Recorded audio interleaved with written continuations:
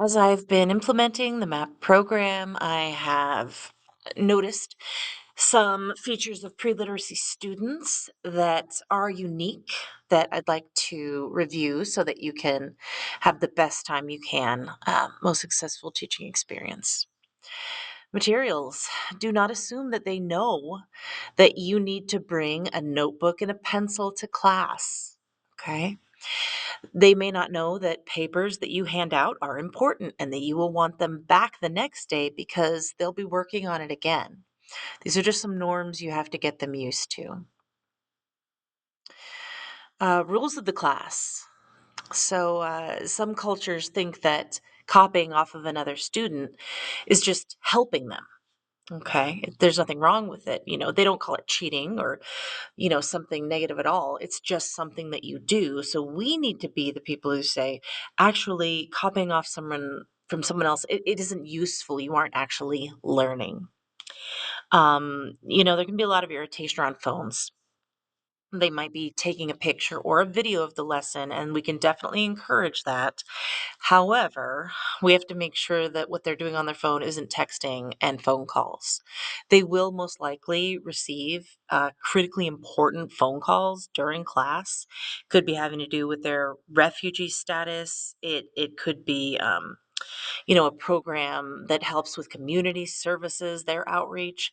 So try to assume that the texting and phone calls are very important, and use that as a guide to try and temper any frustration. At least that's what I've had to do. And to not talk while the teacher is talking is not a norm necessarily for them. If that is one of your rules, you will have to state that clearly. Sign partners as needed. I mean assign as in this is so and so, this is so and so, this is your one person to sit next to. Hopefully it's a higher up student who understands more English and who is consistently in class. A few absences. Why? Well, a higher student can help with so many things. They can help translate into Farsi. They can help correct a partner's work. They can get help by troubleshooting the technology questions that you may run into regarding the videos or logging in or, just about anything that comes up. You can make sure that these guys are your front line of defense, that you're not stopping, whole class instruction because one person can't connect to whatever it is. Make sure they know who to go to and assign them because they are not willingly going to, sit next to somebody new and ask questions.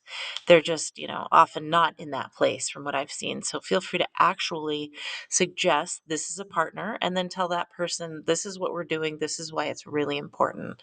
Please help. They almost always will. Possible challenges. There may be a lack of successful classroom experience in their background. There may be a lack of confidence that comes from that. It has them doubting their abilities to actually learn new things. Okay, because the context that they haven't been there before. Motivation. So how can we work with this? Well, we can always explain that they're more able to navigate issues now that require English. But the best motivation that I've seen is ability to help others. This is very important. So their ability to, let's say, read a simple book in English to children or their children. It really is something that you want to focus on. I'm helping you so you can help others. That's been the biggest motivation as far as what I've seen. Okay, what do they want to do? Well, they want to trace the letters. There are a lot of reasons for this. They are comfortable doing it. It is something that they can accomplish independently. We need to tell them, however, that tracing lacks any auditory, visual, any context, and that in general, when you're learning something, you don't learn a bunch of stuff all at once. Doing all 26 letters is just not a good strategy, even if it does feel comfortable for them. We need to tell them that that's not what works. And so you need to tell them, I have had a lot of training and I know what works best as far as instruction. You're going to have to trust me on this.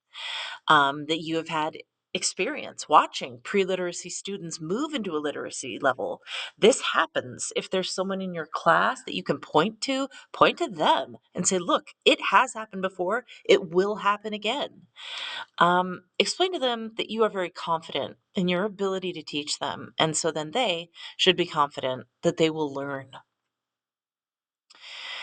Just reminding you, you are doing critically important work empowering a population that may have had little to no opportunity to enroll in school.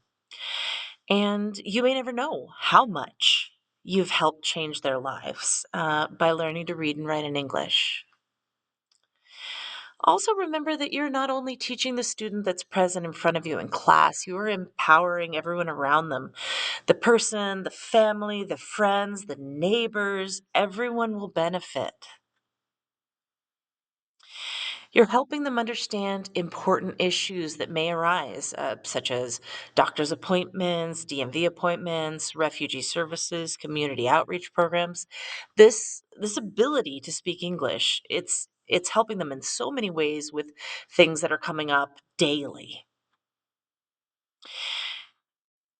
Understanding that it is a difficult subject to teach, but in my opinion, it may also be the most rewarding. Um, Try to look for the little wins. They're not going to start reading full sentences.